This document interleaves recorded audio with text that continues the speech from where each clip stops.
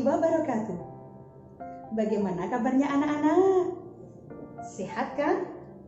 Semoga kita senantiasa dilindungi oleh Allah Subhanahu wa Ta'ala. Nah, perhatikan gambar berikut.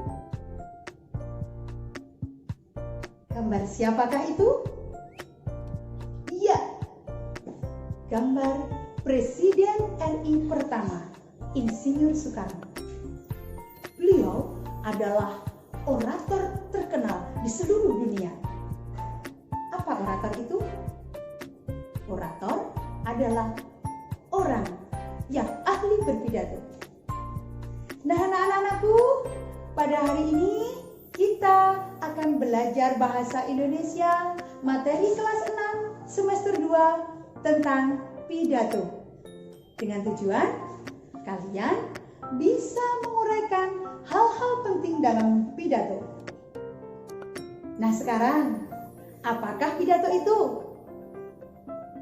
Pidato adalah mengungkapkan pikiran, gagasan secara lisan kepada banyak orang.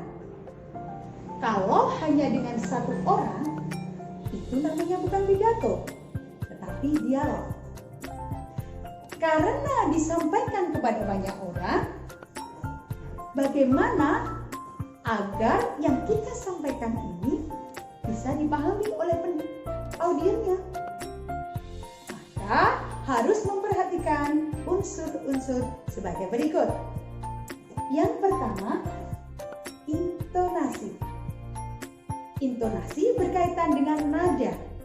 Bagaimana kita mengucapkan? Mungkin perlu cepat, mungkin lambat, atau mungkin nadanya perlu yang tinggi ataupun yang rendah, sehingga audiens memperhatikan kita ketika berpidato.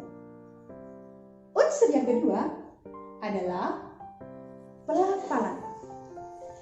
Kalau kita benar pelafalannya, maka bisa dipahami. Tetapi kalau pelafalannya tidak jelas, tidak bisa dipahami. Dan unsur yang ketiga adalah sikap. Sikap itu berkaitan dengan gerak tubuh kita maupun ekspresi kita ketika menyampaikan pidato. Nah, anak-anakku, agar yang kita sampaikan bisa dipahami oleh audiens atau pendengarnya, juga harus memperhatikan struktur berpidato. Apa itu? Yaitu 1. Pembukaan, 2. Isi, dan yang ketiga adalah penutup. Nah, sekarang untuk pembukaan, apa saja yang harus ada dalam pembukaan? Perhatikan teks berikut. Coba perhatikan. Di situ ada Assalamualaikum warahmatullah. Berikutnya di bawahnya ada salam sejahtera. Itu merupakan salam. Berikutnya ada saudara-saudara hadirin yang berbahagia. Itu masuk pada sapaan atau penghormatan. Selanjutnya, puji syukur kita panjatkan kehadirat Tuhan Yang Maha Esa yang senantiasa melimpahkan rahmat dan taufiknya kepada kita semua. Itu merupakan ucapan syukur dan boleh ditambah dengan gambaran yang akan kita sampaikan. Nah, ulang lagi coba, dalam pembukaan ada apa saja?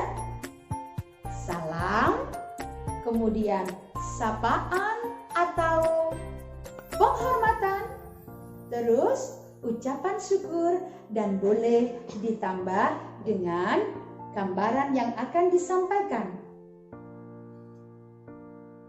Struktur yang kedua adalah isi. Yuk perhatikan teks berikut. Pada bagian isi, dalam bagian isi itu ada gambaran hal-hal yang disampaikan. Kalau kita perhatikan teks di sini adalah tentang apa? jujur, manfaatnya dalam kehidupan. Nah, ini dalam puisi menyampaikan hal-hal yang perlu disampaikan kepada audiens. Dan apa saja yang ada dalam penutup? Perhatikan teks berikut. Nah, di situ ada dengan demikian pidato yang saya sampaikan, betapa pentingnya perilaku jujur dalam kehidupan juga. Nah, kalau kita simpulkan, dalam penutup ada apa saja anak-anak? Ada kesimpulan, kemudian ada apa? Permohonan maaf. Berikutnya ada ucapan terima kasih dan salam penutup. Berikutnya anak-anak, selain itu bagaimana sih metode penyampaian pidato? Amati cuplikan video berikut ini. Saya hormati Bapak Tri Sutrisno dan Bapak Hamzahas. Yang saya hormati Ibu Sinta Nuriyah Abdurrahman Wahid. Yang saya hormati Bapak Kiai Haji Ma'ruf Amin, Wakil Presiden terpilih 2019-2024. Nah, bagaimana Presiden menyampaikan pidato kenegaraan tadi? Yakni dengan membaca naskah atau teks. Itu metode yang pertama. Untuk metode yang kedua, perhatikan cuplikan video berikut. Artinya, dia tidak tahu hukum agama, dia tidak tahu mana yang hak yang batil. Nah, ketika seorang anak kecil mengikuti lomba pidato dengan tema yang telah ditentukan, bagaimana anak itu bisa berpidato? Tentunya anak tadi dengan cara menghafal teks. Itu adalah metode yang kedua. Untuk metode yang ketiga, perhatikan cuplikan video berikut. Pantun dipakai di kayu arah. Saya tak lagi berpantun, sudah dihabiskan pengacara. Setakat menjawab pantun saja. Sebab di bumi Melayu kata orang tua-tua dulu bila ada pantun mestilah dijawab. Nah, bagaimana sang ustadz berceramah di hadapan para jamaahnya? Apakah dengan cara menghafal? Tentu saja tidak. Kalau kita perhatikan tadi, sang ustadz memegang kertas. Berarti sang ustadz mencatat poin-poin penting yang akan disampaikan. Metode ini namanya metode extempora. Metode yang keempat adalah perhatikan cuplikan video berikut.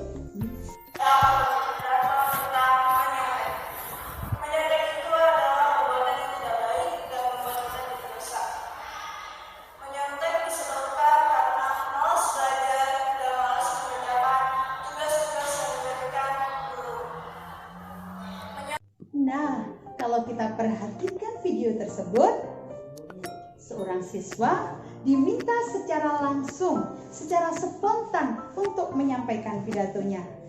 Metode ini namanya metode impromptu.